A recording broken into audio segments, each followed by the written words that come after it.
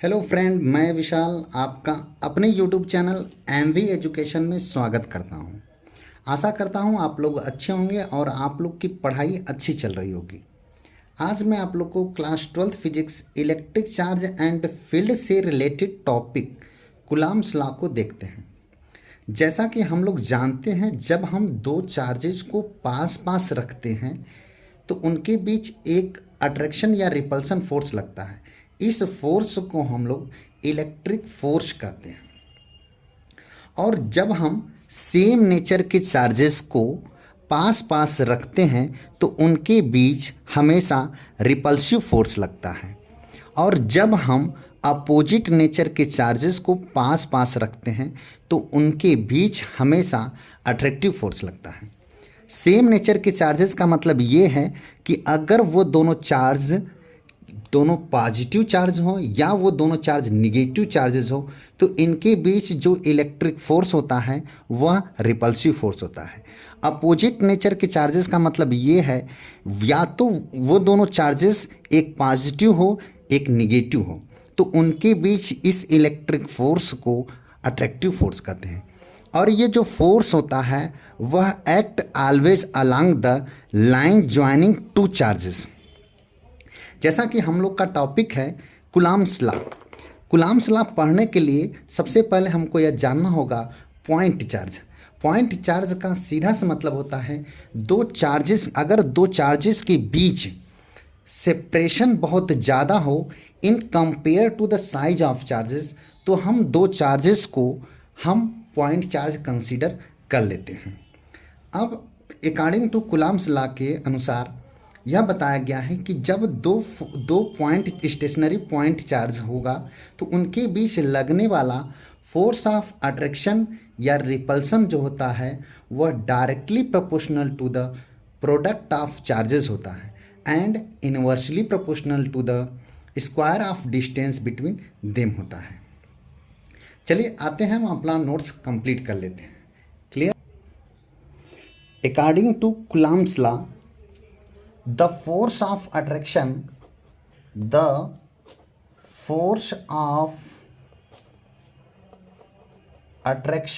repulsion or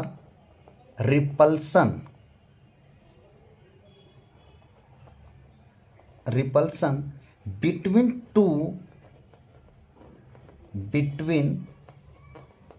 stationary point charges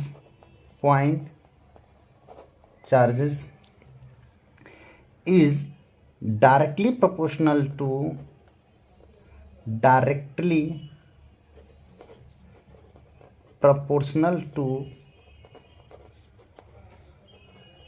product of charges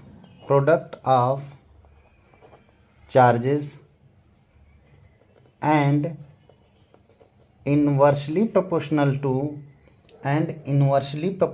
to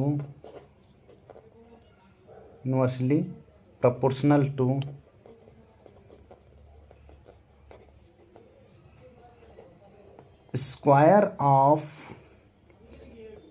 distance between them। Now अब ध्यान दीजिए, consider कर लीजिए दो charges Q1 and Q2 point charges हैं जो कि स्मॉल r डिस्टेंस पर सेपरेटेड है। देन इनके बीच में जो लगने वाला फोर्स ऑफ अट्रैक्शन या रिपल्सन होगा वो क्या होगा। यहाँ इसको लिख लीजिए, let two point charges Q1 and Q2 are separated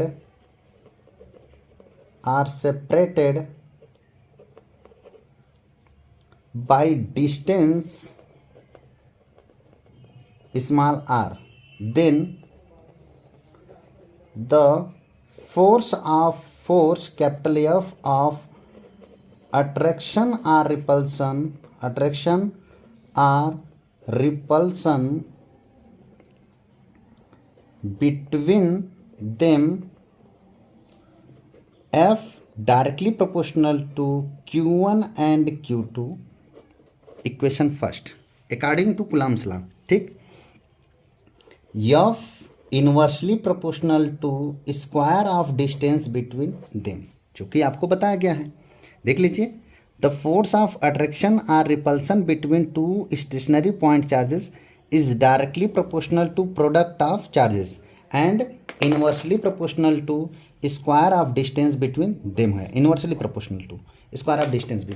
तो दो पॉइंट चार्जेस हो गया Q1 एंड Q2, इनके बीच डिस्टेंस R है, तो F directly proportional to product of charges Q1 and Q2, F inversely proportional to square of distance between them. क्या कर दिए, from equation first and second को combined कर दीजिए। Combined equation first and second we have, क्या होगा, F directly proportional to Q1 Q2 upon R square. अब आप जानते हैं जब हम प्रोपोर्शनलिटी हटाते हैं तो एक कांस्टेंट जुड़ जाता है, उस कांस्टेंट को हम लोग बोलते हैं प्रोपोर्शनलिटी कांस्टेंट। तो हटा दीजिए, प्रोपोर्शनलिटी कांस्टेंट हटाइए, F equal to K Q1 Q2 upon R square, equation third. अब क्या करिए इसको, देखिए, वेयर जहाँ K क्या है, where K is proportionality constant, proportionality constant, it is also known as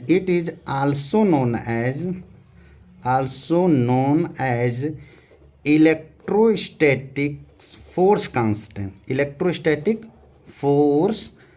constant, और ध्यान दीजिएगा ये जो K का जो वैल्यू है प्रोपोर्शनलिटी कांस्टेंट, यह कुछ फैक्टर पर डिपेंड करता है, तो वो भी आपको लिखना पड़ेगा। तो देखिए, वेयर प्रोपोर्शनलिटी कांस्टेंट के इज डिपेंड्स अपॉन द, ध्यान दीजिएगा, के जो डिपेंड करता है वह नेचर ऑफ चार्जेस पर, मतलब वो किस तरीके का चार्जेस हैं, और आपको ये भी ध्यान देना होगा उसके unit of charges and force of उसके यूनिट पर भी ध्यान दीजिएगा उस पर। देखिए, के is depends upon the nature of medium between two charges and its unit used for the charge distance and force। ध्यान दीजिएगा, अगर ये दोनों चार्ज को हम वैक्यूम और एयर में रखें तो ये प्रोपोर्शनलिटी कांस्टेंट जो K होगा, इन सीजीएस सिस्टम में K की वैल्यू 1 होता है और इन SI यूनिट में K का वैल्यू अलग अलग होता है। तो अब हम उसे देख लेते हैं। ध्यान दीजिएगा, when two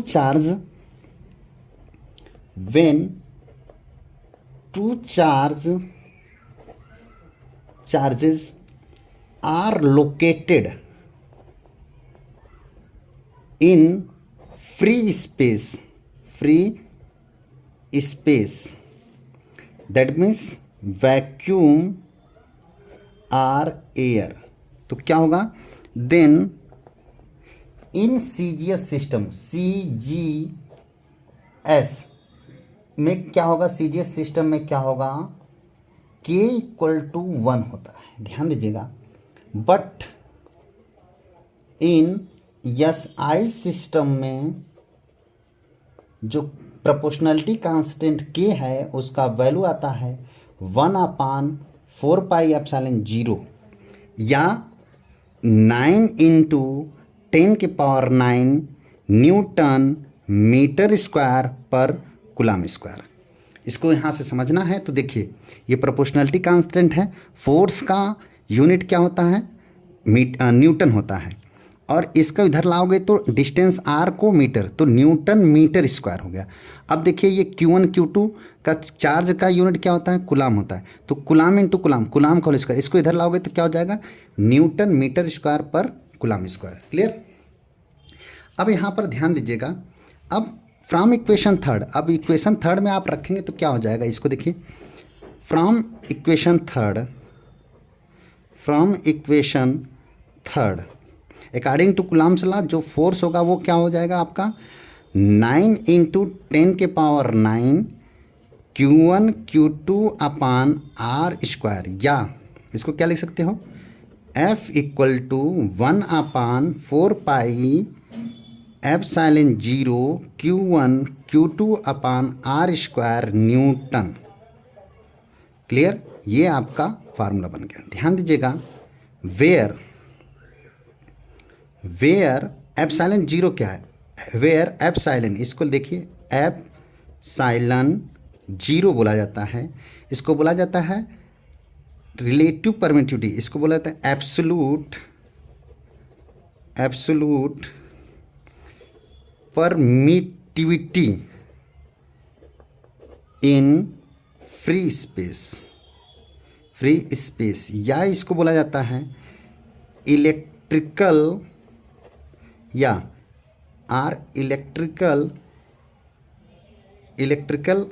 परमिटिविटी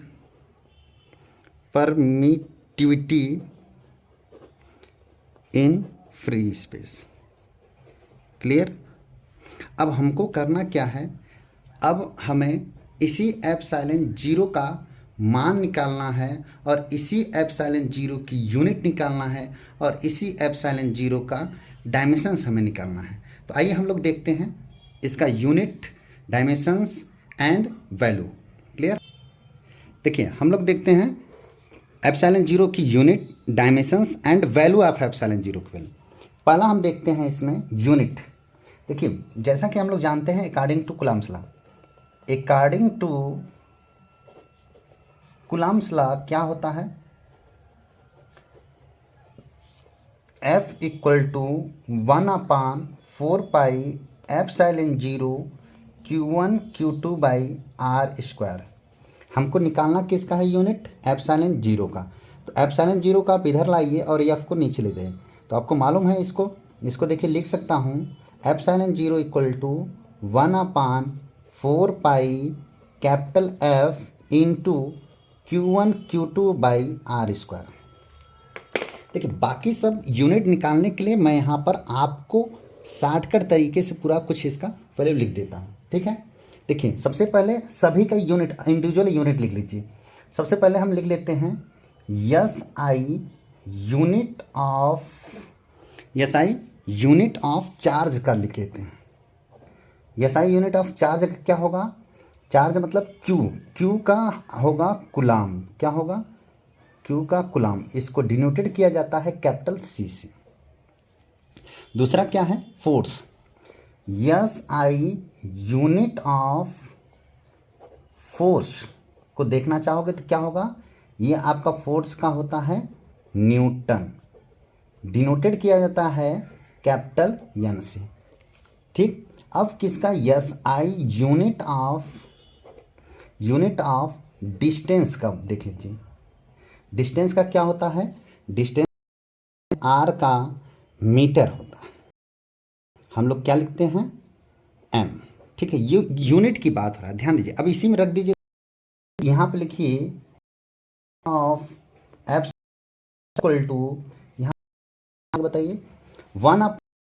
ध्यान दीजिए ये आपका कांस्टेंट टर्म है, इसका न है और न ही डायमेंशंस होता है, तो हम इसको क्या करते हैं छोड़ देते हैं। देखिए Q एंड Q मतलब क्या हो जाएगा, कुलाम इंटू कुलाम अपान, नीचे देखिए न्यूटन हो जाएगा अपान R का मतलब क्या है मीटर, ये मीटर इंटू मीटर स्क्वायर, ये क्या हो जाएगा coulomb square upon newton metre का होल स्क्वायर, या इसको आप लिख सकते हैं कुलाम स्क्वायर इंटू न्यूटन के पावर -1 मीटर के पावर -1। तो एप्सिलॉन 0 का यूनिट का आपका हो गया, एप्सिलॉन 0 की जो यूनिट होगी वह आपका coulomb square upon newton metre का होल स्क्वायर, या coulomb square into newton power -1 metre के पावर -1। तो ये एप्सिलॉन 0 का आपका क्या होगा यूनिट हो गया। ध्यान दीजिए अब हमको निकालना है एप्सिलॉन 0 की डायमेंशंस। दूसरा हमको निकालना है डायमेंशंस। तो क्या हो जाएगा डायमेंशंस निकालने के लिए, तो आप जानते हैं कुछ मत करिए, यही लिख दीजिए dimensions of epsilon 0, dimensions of, मैं शॉर्ट में डाइम लिख दे रहा हूँ, डायमेंशंस ऑफ एप्सिलॉन 0। तो आपका क्या हो जाएगा, अब ध्यान दीजिएगा इसको आप फार्मूला वही रहेगा 1/4 कैपिटल F Q1 Q2/r²। अब देखिए फिर इसका भी लिख लेते हैं।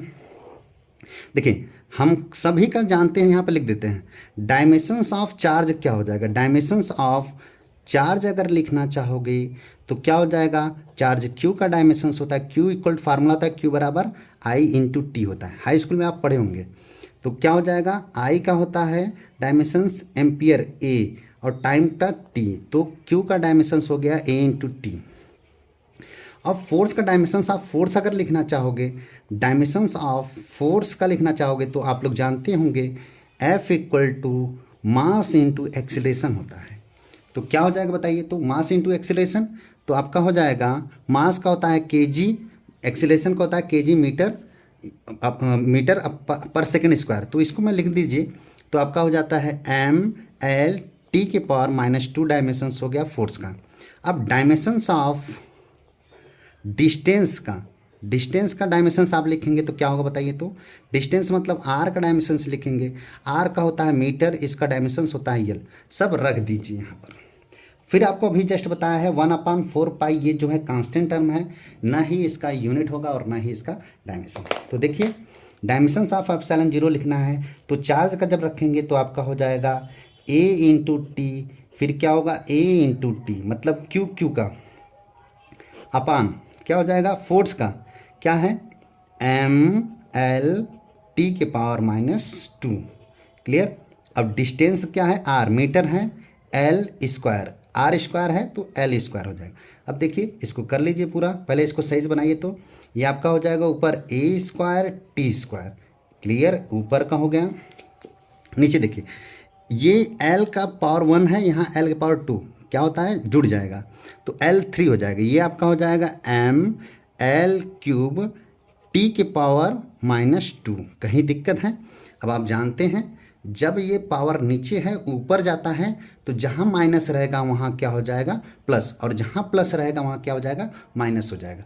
तो देखिए इसको आप लिख सकते हैं, ये देखिए m के पावर -1 L के पावर, देखिए ये ऊपर चला जाएगा -3, और ये देखिए t के पावर -2 है, ऊपर +2 है, माइनस ऊपर चला जाएगा प्लस में हो जाएगा, t 2 और 2 एक क्या हो जाएगा 4, t के पावर 4 a स्क्वायर। तो ये आपका मिल गया m के पावर -1 L³ t के पावर 4 a स्क्वायर, इसका डायमेंशंस हो गया। हमारा लास्ट टॉपिक है वैल्यू ऑफ एप्सिलॉन 0। देखिए क्या हो जाएगा, जैसा कि आप लोग यहाँ पर पूरा जानते हैं value of epsilon 0, value of epsilon 0। देखिए वी नो दैट के बराबर क्या जानते हैं बताओ, तो के बराबर आप जानते हैं 1/4 पाई एप्सिलॉन 0 या 9 × 10 के पावर 9 न्यूटन मीटर स्क्वायर पर कूलम स्क्वायर आप जानते हैं।